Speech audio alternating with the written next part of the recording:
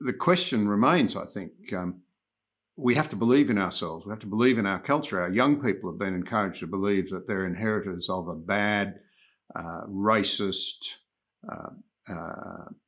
cruel, oppressive culture that you'd have to say, is it worth defending? So how do you think that plays out? I mean, in the end, I suppose what I'm saying is maybe the world's future, if we're not to fall into a new dark ages, as you alluded to a little while ago, we have to actually believe that we have something valuable in our democratic Yes. traditions. We have to actually believe, here's one of the really interesting aspects of the current debate.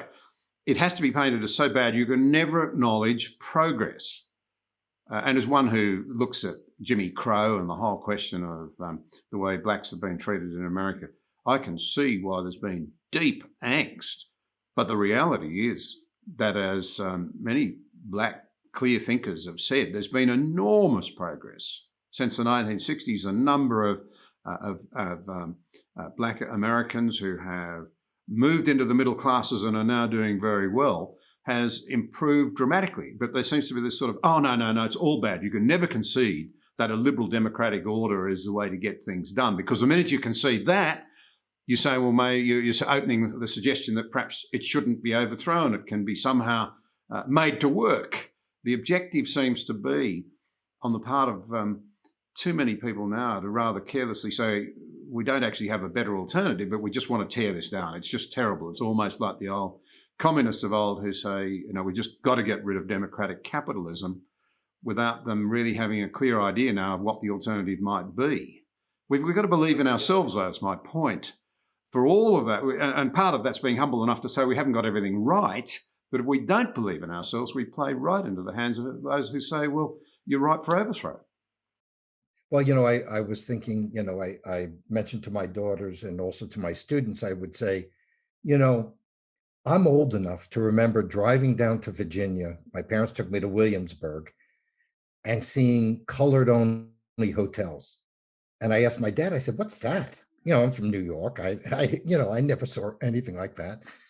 And when you think about it, you would, in 50 years, African Americans have made enormous progress. They've and one of the really important things that's happened is that the country is increasingly multiracial and has accommodated all sorts of people. The head of the Dallas Chamber of Commerce is an immigrant from Africa. We have many southern cities have African American mayors. We have African Americans, corporate executives at the highest level. Well, you actually had a president. We elected a black president Twice. who, by the way, did fairly well among working class whites who are supposed to be racist. So the bottom line is, yes, there are bad things and racism still exists. But if you look at the number of police shootings, they're much lower than they had been in the past. And when police do something they misbehave, there's a better chance that they're going to be punished. And there are going to be changes in how policing is. So our system has built in it the ability to self-correct. That's the great advantage of our Constitution and of, the tradition that comes out of, basically out of the UK. You can change things. They can be done gradually. You don't have to overthrow the government to change things.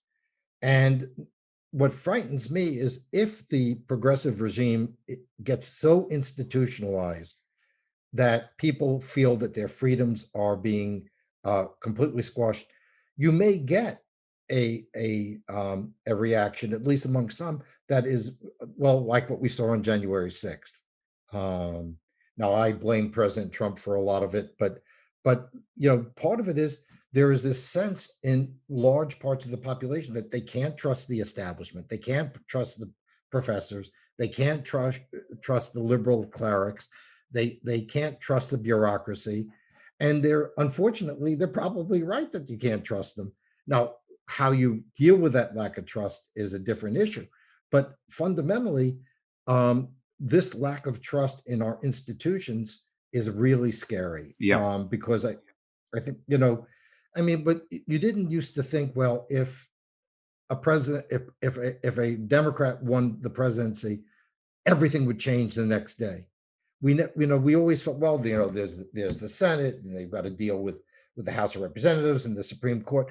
And on the left, they're talking about getting rid of the Senate, getting rid of the filibuster, packing the Supreme Court. I mean, making it so that the progressive program is permanent forever. And that is a recipe for social chaos that I don't want to see. I want to see many of the things that progressives want to see as well, but I think there are you've got to get buy-in. You've got to get people to agree um, to these things. You've got to do it over time. You don't do it immediately.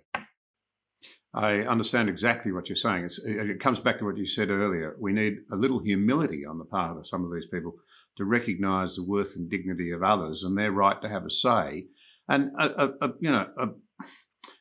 a realistic enough assessment of the reality that if you don't allow people to ask questions, to voice their concerns, they won't own the solutions you push on them.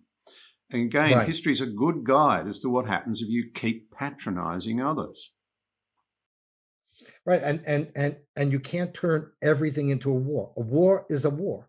And yes, during World War II, I'm sure in Australia as well as in the United States, and even more so the UK, people voluntarily gave up their freedoms because there was a cause. You can't expect people, whether it's COVID or climate or racism, to essentially sign away all their basic rights all the time.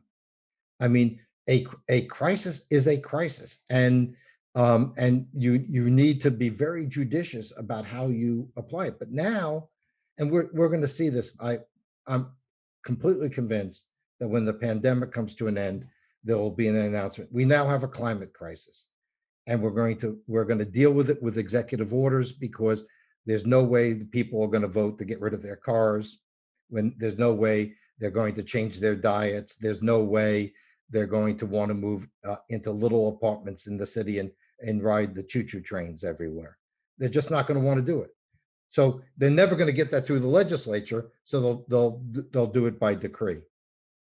Well, that's an interesting line to segue into trying to summarise what you've had to say that's so valued. You mentioned you teach a class as a futurologist. A question around, if you take that approach with the Americans, we've seen in COVID, it's been interesting, Australians have been relatively willing to obey dictates from the government in lockdowns and so forth. And I think the patience is wearing very thin now, but they have been. America is much more individualistic, much more competitive. People don't like being told what to do. Can you see, what's your best guess on how this might unfold? Because I find it hard to believe the Americans will allow themselves by dictate to be deprived of all of these things that they've taken, they see as their birthright. I mean, you stop and think about, very extraordinary for us to understand the intensity of it all, but their commitment to gun laws. And what happens if governments start to try to force people out of their private cars and, impose measures on them that push their electricity prices through the roof? We know that Americans have said that they're not prepared to pay very much at an individual level at all to address climate change. Where does this end? How do you see it unfolding, given that Americans can be stirred up? They really can. They will engage in cultural battles much more perhaps than most other Westerners. Well, what I'm hoping is that we will, as we've done in the past, find a way to address the issues in front of us in a way that also respects the rights of individuals and doesn't get away of upward mobility. We've done it before. We have to remember that after World War II, whether in Australia, the UK, Japan, the US, we really moved towards a more democratic society. We made the changes we needed to make. People were beginning to be able to buy houses in the US in the 60s. We addressed the great gaping hole, which was our treatment of particularly of African Americans. We've been able to do it in the past. But we've got to. I think your point is right on target. We have to have debate. We have to have compromise. I mean, my great hope with President Biden is as a as a long-term senator, he would try to get those kind of compromises through. The problem is, his own party doesn't want that, or the lot of his own party, and the Republicans don't seem to want it either. I mean, we've got extremes on both sides that consider any form of compromise as a surrender. You can't have a democratic society where extremes rule. And by the way, the vast majority of Americans are neither on the right or the left. Most of them are somewhere in the middle. Some tilt a little left, some tilt a little right. I am sure that's the situation in Australia and the UK as well. Yeah, it is. But the problem is that great group towards the center has no voice. It's being pushed out of the public debate. It's being pushed out of the entertainment industry. It's being pushed out of most newspapers. I used to work I've been a columnist at the Washington Post, the New York Times, and the LA Times. And the openness of those publications, I still do some for the LA Times, but the openness of those publications to any kind of unconventional, non-party line views has declined dramatically. Yes. My poor wife has to hear me when I look at the New York Times, and I said, where the hell was the editor? How could you allow somebody to write something that never dealt with the other side? Scientists say all sorts of things. They're not, they're not, they're not, members of the SS. They dissent, they argue, or they certainly should.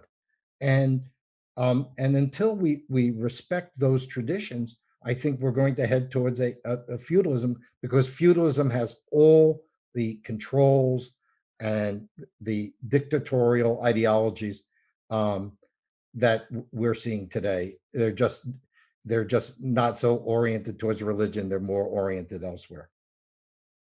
Thank you for watching this episode. We appreciate your support. If you value vital conversations like this one, be sure to subscribe to the channel there, and also click the notification bell to stay up to date with new releases.